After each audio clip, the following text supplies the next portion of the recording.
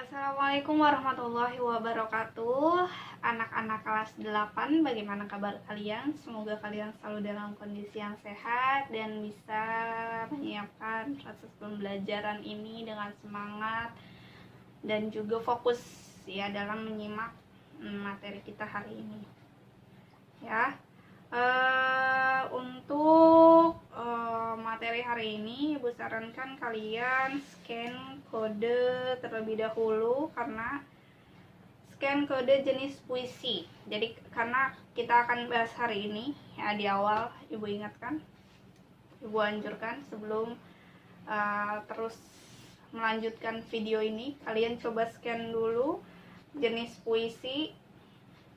Nah, sudah, kalian boleh pause dulu. Setelah itu kalian lanjutkan lagi video ini, karena Ibu akan menjelaskan tentang jenis puisi. Karena sebelumnya pada saat kita tatap muka, kita sudah mempelajari konsep dasar dari puisi dan begitu juga tentang ciri-cirinya apa saja. Ya, nah maka dari itu hari ini kita akan membahas jenisnya. Oke, sudah di-scan. Nah, sudah terlihat ya berbagai jenis puisi. Yang pertama itu terdapat puisi naratif. Ya, Ibu juga sambil lihat materinya. Puisi naratif itu disusun oleh penyair yang mengandung suatu cerita yang di dalamnya terdapat sebuah cerita. Bisa diingat naratif, narasi, ya tentunya pasti di dalam puisi tersebut ada susunan cerita.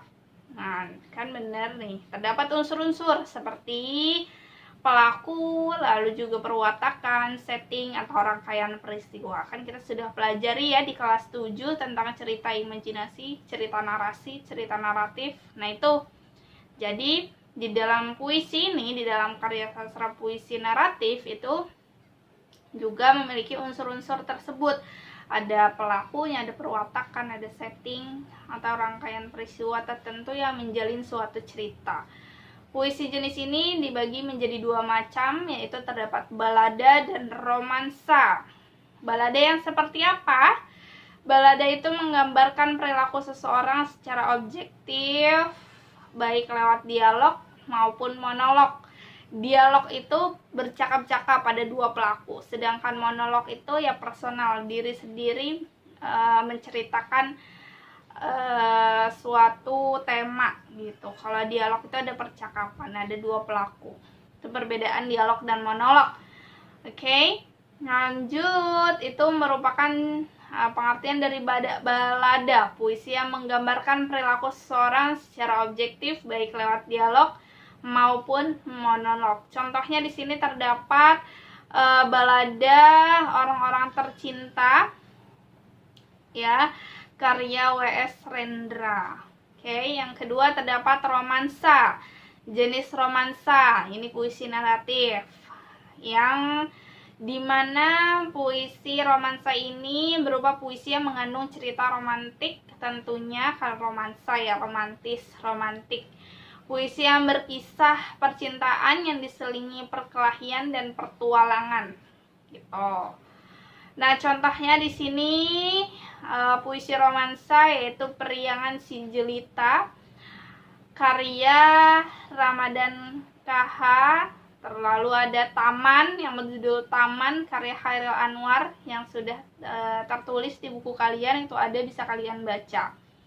Oke, lalu nah tadi kan jenis puisi naratif dibagi menjadi dua, terdapat balada dan romansa, di mana balada itu menceritakan seseorang secara objektif, baik itu dialog maupun monolog. Lalu yang kedua terdapat romansa. Jenis puisi romansa mengandung cerita romantis, yang dimana temanya itu tentang percintaan yang disatu padukan, yang dicampur dengan perkelahian atau petualangan. Nah, lanjut. Di sini jenis dengan jenis yang berbeda yaitu puisi lirik. Puisi lirik itu puisi yang berisi luapan batin individual penyairnya dengan segala macam endapan, pengalaman, sikap, dan suasana batin yang melingkupinya. Jadi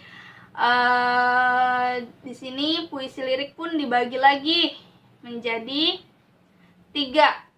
Ada elegi, serenada, dan ode.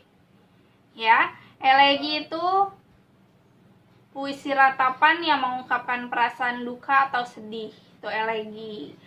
Serenada itu sajak percintaan yang dapat dinyanyikan. Namanya serenada, nada. Jadi puisinya itu bisa dinyanyikan. Lalu ode itu berisi pujaan terhadap seseorang, suatu hal atau suatu keadaan. Gitu. Nah, itu berarti puisi dari lirik itu dibagi menjadi 3. Ada elegi, serenada, dan ode. Selanjutnya yang terakhir itu ada puisi deskriptif, yang tentunya kalian pasti sudah paham di kelas 7 udah kita belajar teks deskripsi atau deskriptif. Menggambarkan penyair bertindak sebagai pemberi kesan terhadap keadaan peristiwa. Nah, ini kan pemaparan sebuah objek ya. Memaparkan, menggambarkan ya kan? Sama tuh. Nah, tapi ini bentuknya dalam puisi. Menggambarkan penyair bertindak sebagai pemberi kesan terhadap keadaan, peristiwa, benda atau suasana yang dipandang menarik perhatiannya. Nah, di sini dibagi lagi puisi deskriptif. Itu ada puisi satir, kritik sosial, dan puisi impresionistik.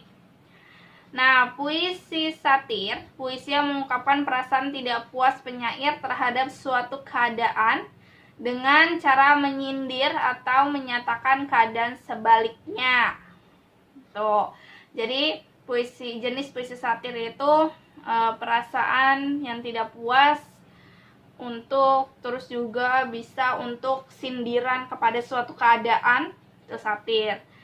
Lalu yang kedua, puisi kritik sosial, puisi yang menyatakan ketidaksenangan penyair terhadap keadaan atau diri seseorang dengan cara membeberkan kepincangan atau ketidakberesan keadaan atau orang tersebut. Jadi ya, ketidaksukaan penyair dengan orang lain, itu kan kritik. Ini namanya juga ya. Lanjut kepada puisi impresionistik. Nah, di sini puisi yang mengungkapkan kesan penyair atau impresi penyair terhadap suatu topik. Melalui puisi ini penyair menyampaikan kesan terhadap suatu keadaan yang sebenarnya. Contohnya dari karya Chairil Anwar yang berjudul Aku. Nah, ini puisi contoh dari jenis puisi impresionistik. Nah, itu ada beberapa jenis puisi yang bisa kalian pahami lebih dalam lagi, bisa kalian baca lebih lengkap lagi di web yang sudah kalian scan. Kalau memang masih belum paham, bisa kalian tanyakan ke ibu. Ya, itu saja untuk materi kelas 8 hari ini. Semoga pada saat tatap muka nanti ibu ajukan pertanyaan. Jadi kalian bisa paham, disimak dengan baik videonya, dibaca bukunya ya. Jadi itu saja, semoga kalian selalu tetap dalam kondisi yang sehat sehingga nanti tatap muka kita bisa ketemu lagi. Oke, terima kasih. Ibu akhiri. Assalamualaikum warahmatullahi wabarakatuh.